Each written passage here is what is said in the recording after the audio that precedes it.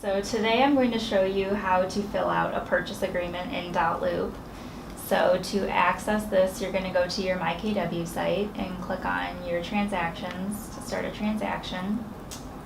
This will take you to .loop and you can sign in and get to your My Transactions page.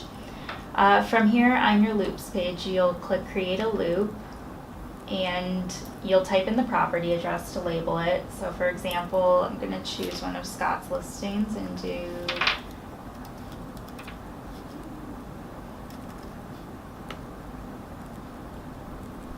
$5,100 River Trail.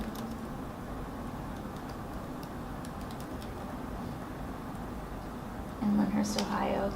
And you'll want to click the one that's coming from Google Maps so that it can autofill that property address. Alright, once you're in your loop, you can click on templates to add all of the documents that you need. Here on this left-hand side, you can click on the sales packet and you can select all, or you can just click and add certain ones. You can refer to this checklist for sale to see all of the documents that you're going to need. For now, we'll just copy these all into your loop. Then you also have the ability to go in and browse and pull anything from your computer if you want to upload the disclosures or the lead-based paint disclosure. So what we're going to focus on though is the purchase agreement. So we'll click on there.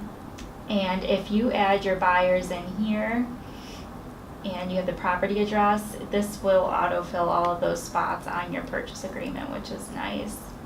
So here we'll just start. We'll pretend this is Joe Buyer. The property address has autofilled. You'll put the permanent parcel number in there, which you can get from the MLS listing. Here, this area talks about all of the fixtures included in the sale. I'll typically write in all controls here. And then you can check off all of the items that are going to be included. Again, you can refer to the MLS listing for this information. So for this example, we'll do the range, microwave, refrigerator, dishwasher, washer, dryer, and we'll do ceiling fans and existing window treatments. If there's anything else that you'd like to add, you can put that here on line 12, but most lenders are going to discourage you from putting any other chattels in there. But if there's any other language you'd like to add about, that the home needs to transfer point of sale compliant, you can put any of that in there. If this line isn't big enough for what you need to write, you can always go on to this line. If you just add a text box, you can put that over not included and do another also included, just like that. Or you can, if there's too much to write, you can always attach an addendum and just do see addendum A. Alright, next line 15 talks about a secondary offer. This would occur if your buyers want to put an offer in on a property that already has an accepted offer. So if it's contingent or pending in the MLS, for these purposes, we will not do a secondary offer. Line 20, we'll put the price in. So let's say we're going to offer $300,000, and then you'll have to input the earnest money amount, which is typically about 1% of the purchase price, so let's do $3,000. And then you'll have to check off if this is a check or a note that should be redeemed within 4 days of the agreement. Again, you can get the note, can be in your loop. You can bring that in from .loop, the templates. So we'll do a note. And then let's say this is just a regular conventional loan. So in this down payment area, you can either do an actual amount, you can calculate it, or you can just do a percentage. So let's do 20%, and they'll do an 80% loan, conventional. Here you can put if it's a conventional FHA, VA cash, or an other loan like a 203K or a physician's loan. And then this is the financing section. If you have a cash buyer, obviously this is not applicable, so you can just put NA in these spots. But since we are doing a conventional loan, we'll do that they're going to make loan application within 5 days of acceptance, and that they should have loan commitment. You'll typically want to do about 30 days here, so we'll go 30 days out. We'll do June 12th. And now we're going to go to the closing dates. So this first date is going to be for your funds and documents. You can consult with the lender to see what they're thinking in terms of what they can meet for a closing date, but I think 45 days is pretty typical. So we'll look to the end of June. We'll do June 29th for funds and documents, and we'll transfer title on June 30th. And then the possession date can be on the same date as title transfer or 1 or 2 days after, whatever your buyers and sellers come to agreement on. For this, we'll do 0 days after, and we will do June 30th. And then down here, you're going to want to make sure that you assign these to your buyers. Right now I don't have any buyers in here. You can add a buyer, type in their name, email address, and add that person. And then you'll want to assign that to your buyers so that they know to initial there. In terms of the title company, Greater Cleveland Title is our affiliate, so we will use them. If you want to use someone else, you'll just check off that box and type in the name of the title company that you want to use. The next section regarding prorations just discusses if the escrow agent should withhold any money from the seller to secure payment for the final water and sewer charges. I think $200 is a typical amount. If you have a larger home that you're dealing with, you could bump that up to $250 or $300. In the event that the property is subject to an agricultural tax recoupment, you'll want that to be charged to the seller. So we'll check that off. The charges and escrow instructions section is good to reference to see what charges are going to be paid by the buyer and the seller in the transaction. This is what the title company is going to look at for their instructions. You can put in this space, you can put none, or you can leave it blank if there are no other charges that the seller is going to be paying, and if no other charges are going to be paid by the buyer, you can put none. This is also the section that spells out the $199 additional commission fee that the buyer has to pay. Next is the home warranty section. So if your buyer does want to secure a home warranty, you can check off that they will be getting that from, we'll type in America's Preferred, our affiliate.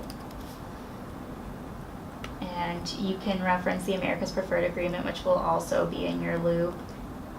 But what's typical for a 1 year will be $399.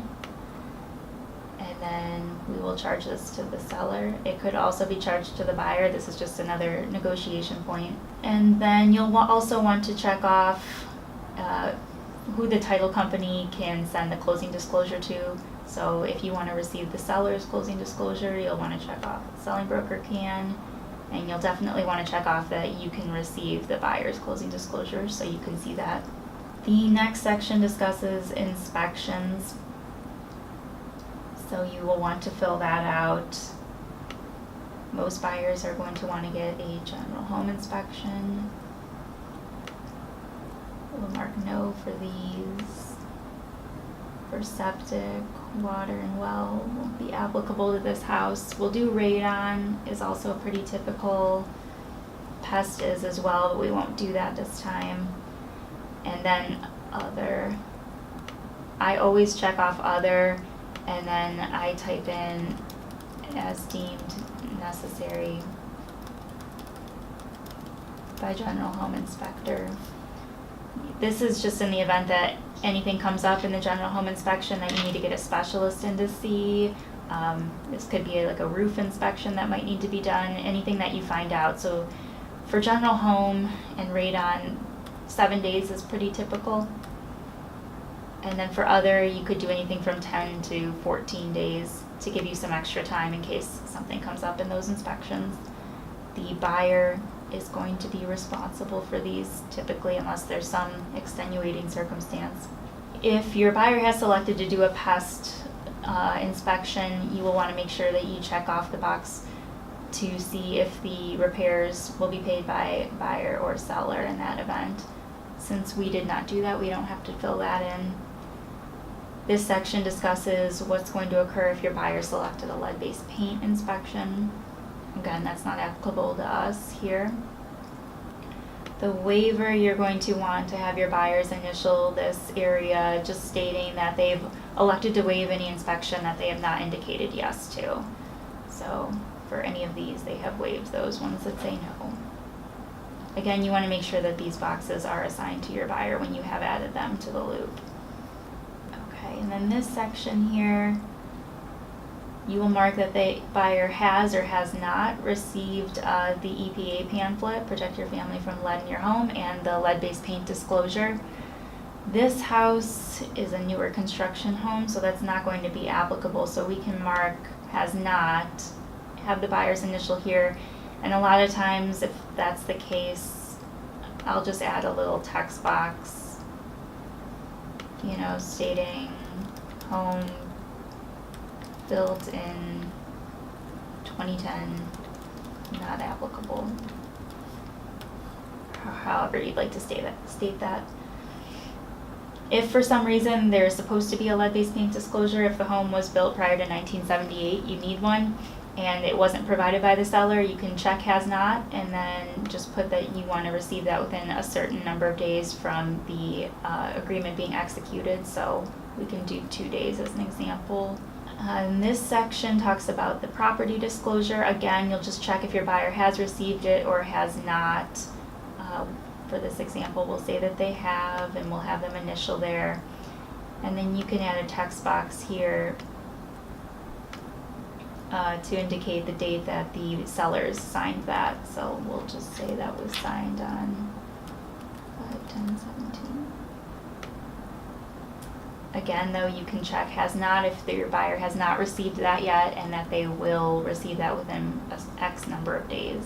The representations and disclaimers section just acknowledges that the seller has completed the property disclosure form, and it holds the broker harmless from any misstatements, errors, or omissions made by the seller. And also that the buyer is not relying on anything that the broker has said about the property. So if that's the case, you will just type none here. You'll want to read through these sections regarding if any damage occurs to the property while you are under contract.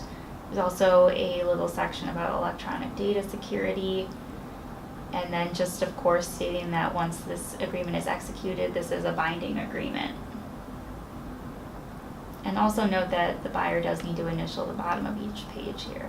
And then down here in this section, you'll want to check off any addenda that are included with this agreement. There will always be an agency disclosure form, residential property disclosure.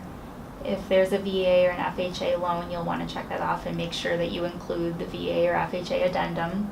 A condo addendum if the property is deemed a condo. A walkthrough addendum is typical. On all of these items, again, you can import from your database here in .loop. And then ABA. You'll have your buyer sign here. You can fill in their email addresses, which also should auto-populate if you fill in that information when you add them. You can put their address, phone number, and then here you're acknowledging the earnest money deposit made by the buyer. So I believe we put that there was going to be a note, and since it's $3,000, we're just going to make a check payable to the broker, Keller Williams. Please note here, due to the Ohio law, if the earnest money deposit exceeds $1,000, then if it's going to be a check, it needs to be made out to the broker, Keller Williams. Or if you would like to have it be held by the title company, it needs to be wired. Then you'll just put your name here as the agent, just acknowledging this information. We'll do Scott Phillips. Your office.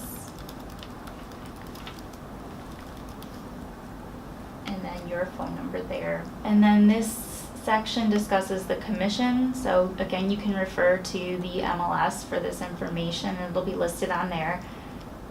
So for this example, we'll just do a 3% commission.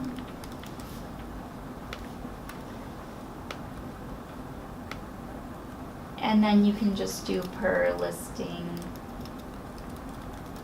agreement to the cooperating broker, and you can fill out that company's information there if you'd like. And then down here, just be sure to fill in your information. This is helpful for everyone involved in the contract or in the transaction to refer to this. So you'll fill out your information on this side, obviously, and then the listing agent's information, which again you can get from the MLS. And that should be everything you need to know to be able to fill out the purchase agreement.